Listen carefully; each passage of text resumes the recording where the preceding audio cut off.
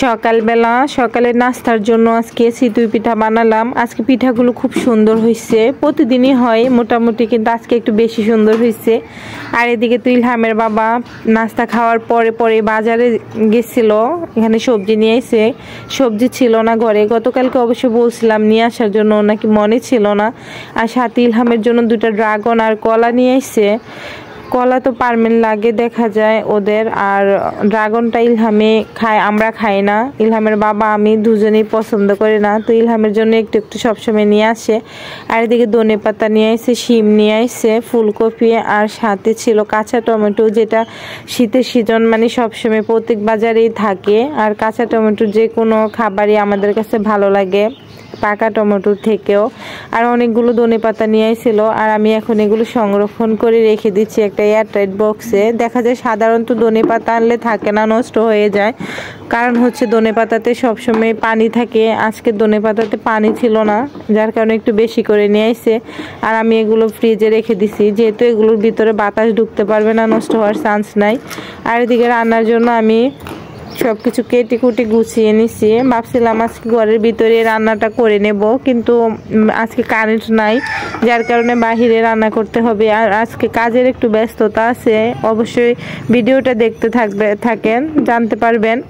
তো আজকে রান্না করব আমি শিম, আলু, আর সাথে দিছি ফুলকপি, সবকিছু একসাথে দিয়ে মাছ দিয়ে রান্না করে নেব, যাতে কাজটা একটু আমার সহজ হয়ে যায়।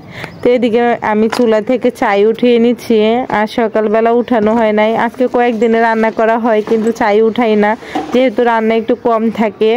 আর চুলাটা অনেক দিন ধরে লিপা হচ্ছে না। এদিকে খালাকে বলছিলাম আসার জন্য, উনিও হয়তো ব্যস্ততার কারণে আসতে পারে নাই।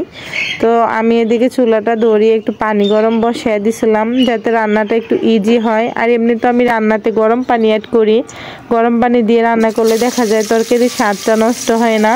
তো আমি এখন মাছগুলো ভাজি করে নিচ্ছি, আর আজকে বেশি মাছ নিই নাই, যেহেতু অনেকগুলো সবজি।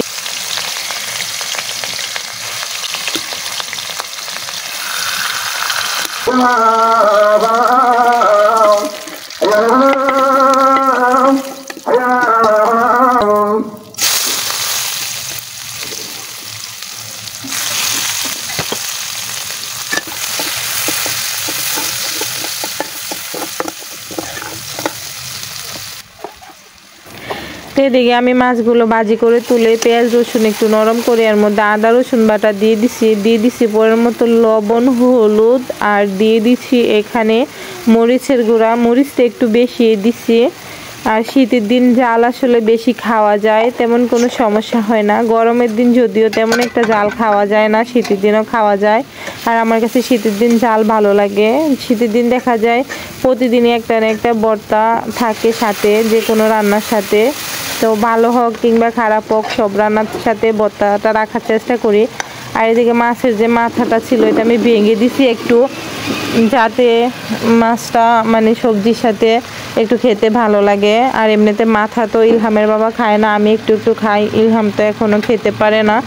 তো সবজিগুলো দিয়ে আমি এখন সব কিছু কষিয়ে নিচ্ছি। আর সব থেকে বড় কথা হচ্ছে, আজকে আমি যখন ভয়েসটা দিচ্ছিলাম তখন মানে চারিদিকে আওয়াজটা একটু বেশি ছিল, নয়েজটা বেশি ছিল দিনের বেলা যেহেতু। আর বাড়িতে বাচ্চা কাচ্চা আছে, ভয়েস দিতে একটু সমস্যা হয়। সবসময় চেষ্টা করি আমি রাতে ভয়েস দিয়ে রাখার জন্য, ভিডিও এডিট করে, কিন্তু মাঝে মাঝে হয়তো ব্যস্ততার কারণে পারি না। তার জন্য যদি খারাপ লেগে থাকে একটু ক্ষমা সুন্দর দৃষ্টিতে দেখবেন।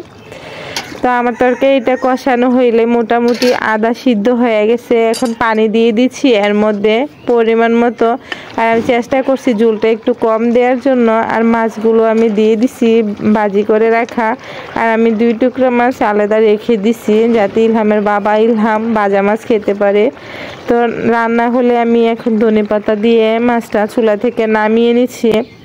আর আলহামদুলিল্লাহ আজকে রান্নাটা খুবই মজা হয়েছে। এমনিতে এখনকার সবজি মজা লাগে, আনসিজনে হয়তো সব ধরনের সবজি পাওয়া যায়, কিন্তু সিজনাল সবজিগুলো এমনিও খেতে একটু ভালো লাগে বেশি।